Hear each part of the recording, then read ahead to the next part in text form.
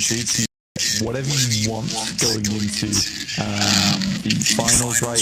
You get a lot of points here in terms of, well, not points, but if you get a lot of points here, you have a fantastic chance of getting, and even if you don't make it through Gauntlet, you get even more chances in the future to get towards the finals. So it is a perfect opportunity. We're starting things off here over on Rondo.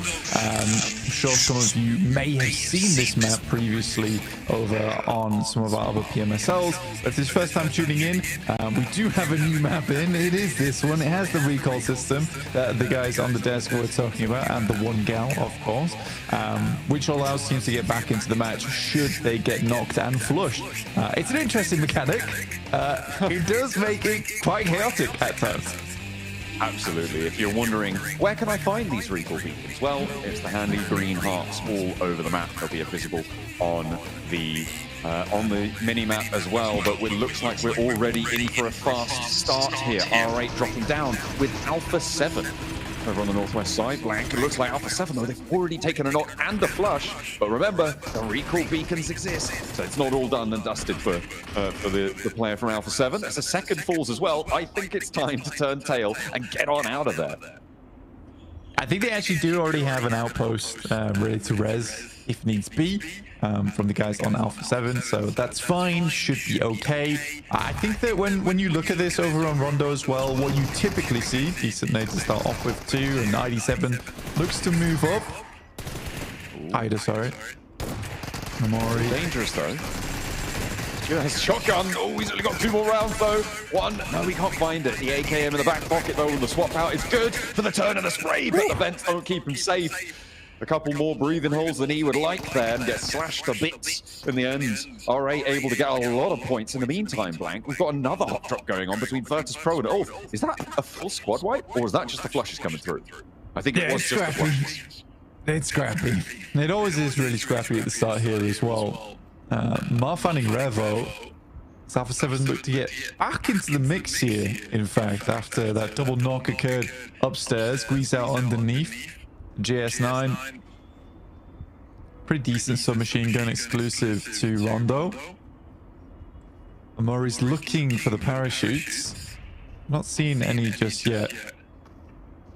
Alpha 7 back up to 3 now. Again, as I was saying before, the typical strategy is to send 3 in towards a location you want to control. You have 1 outpost sent over towards the recall beacon.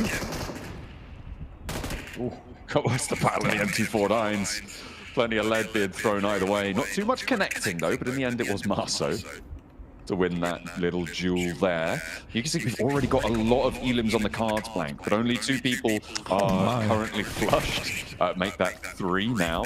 But look at the number of elims. We're already up to 11 elims found. And only 1 player has gone down. Orangutan have lost 1. And it looks like R8 and Alpha 7 aren't done just yet either. R8's actually profiting quite a lot after this, actually. 5 points already on the game. It's very fantastic. Creo off in the distance, Obscures having to send away now. And R8 may just get 6 points from Alpha 7 total, which is a little bit weird considering they're a 4-man squad. But for R8, fantastic stuff. I think this is the first time I've seen a team get more than 4 points on a hot drop. Yeah, certainly in Rondo. I'm talking about the Rondo recall system, but because we've hypothesized, you know, what's the maximum number of points you can get from one team. It looks like R8 are trying to set that record right now. Goodness me. Okay, if you get 6 or 7 points from a single team, I mean, they're called Alpha 7, right? Maybe that's because they're worth 7 points. Yeah, we'll take 7 off them. That's 6 elims total.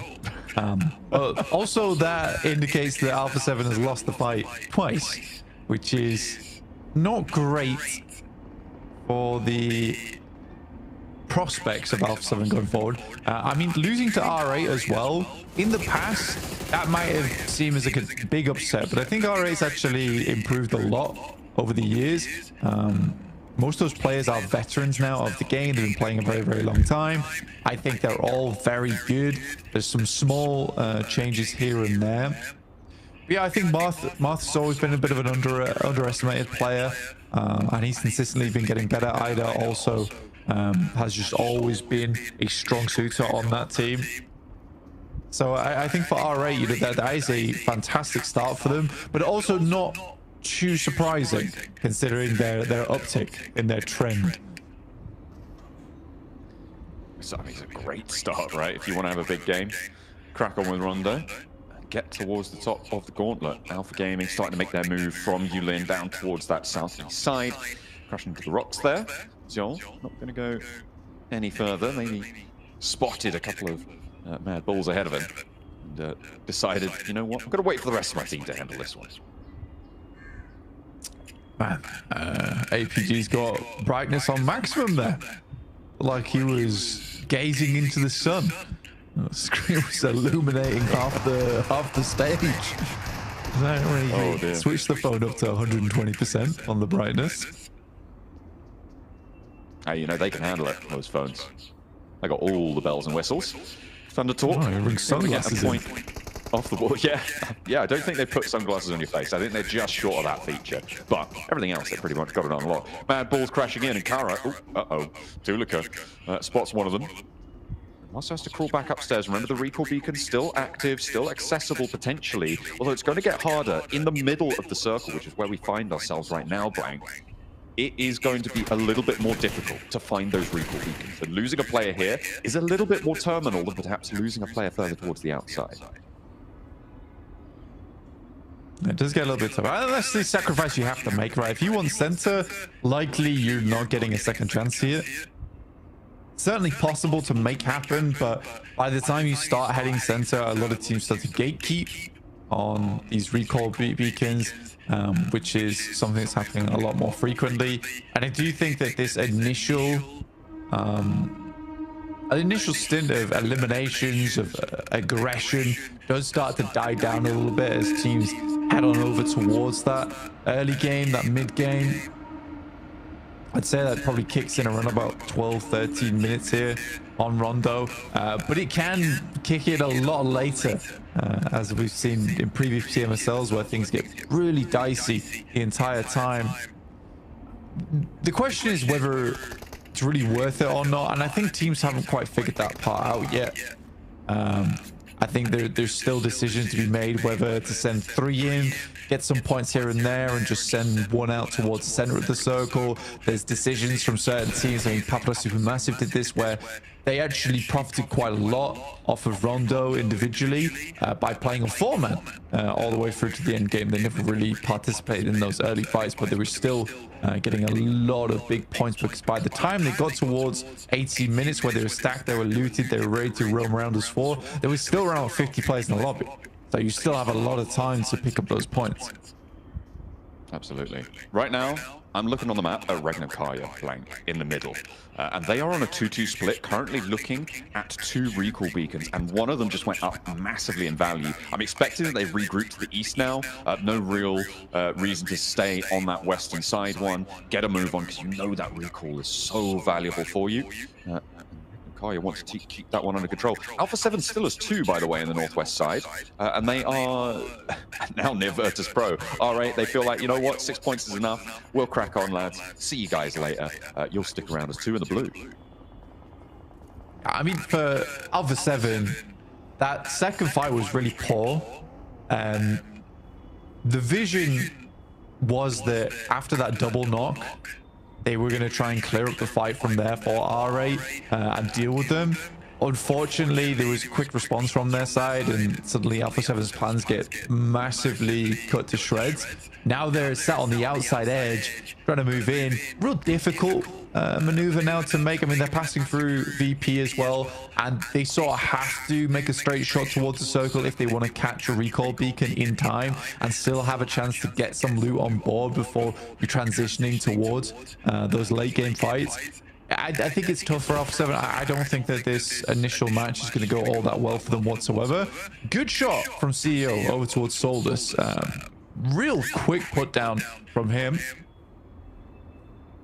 Yeah, Kara, remember, they lost a player earlier, and so they are staying as 3. They didn't break out to go for that recall. That's what I was talking about. Even though they are still available, they're kind of trapped in now.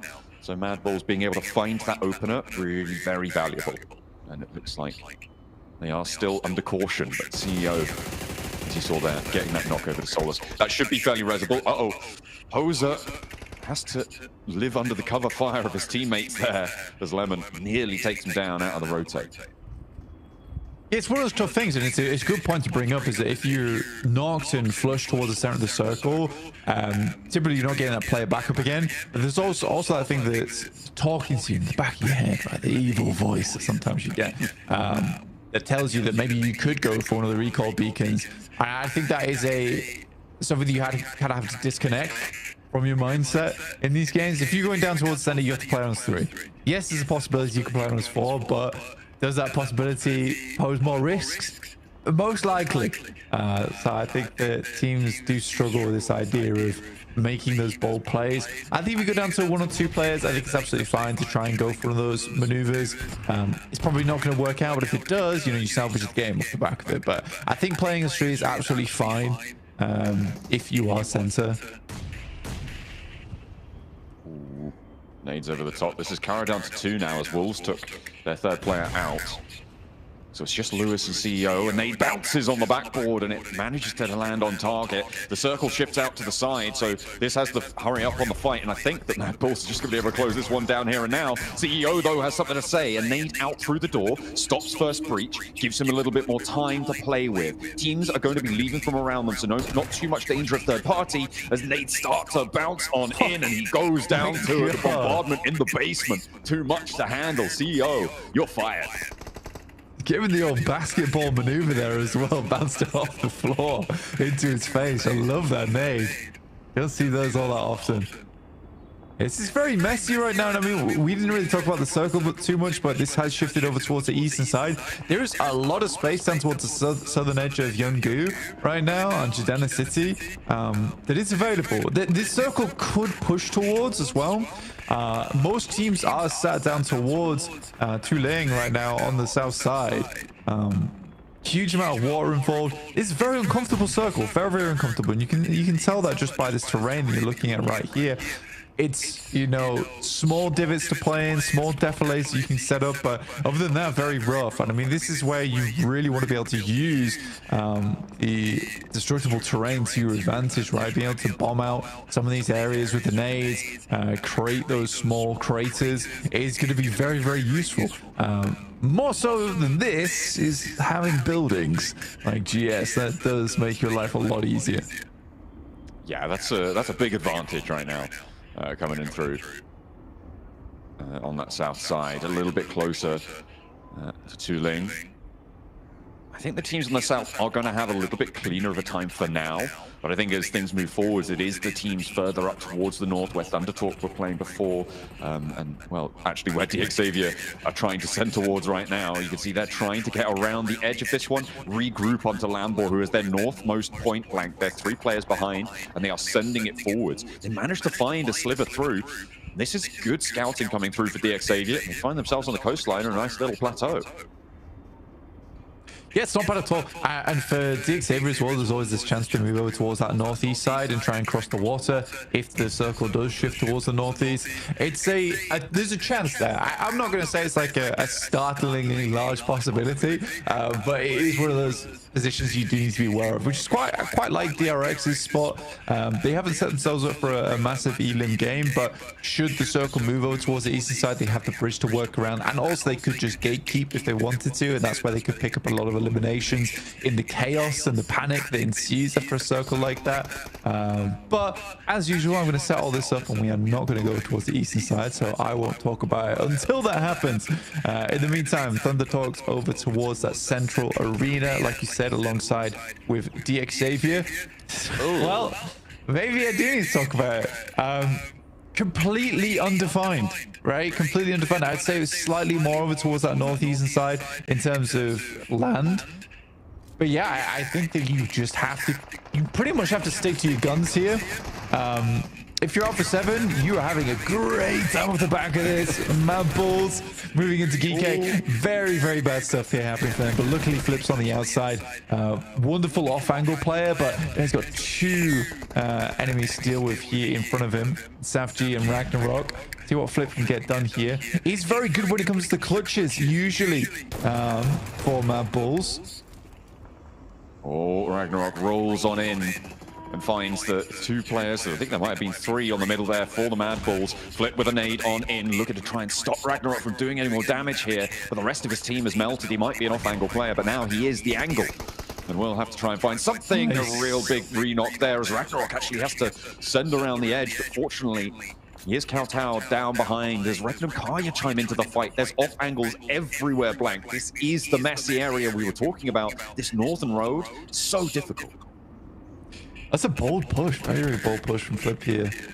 He's been taking a little bit of damage from behind, hoping this nade goes through. Regnum Kaya completely stymieing his approach.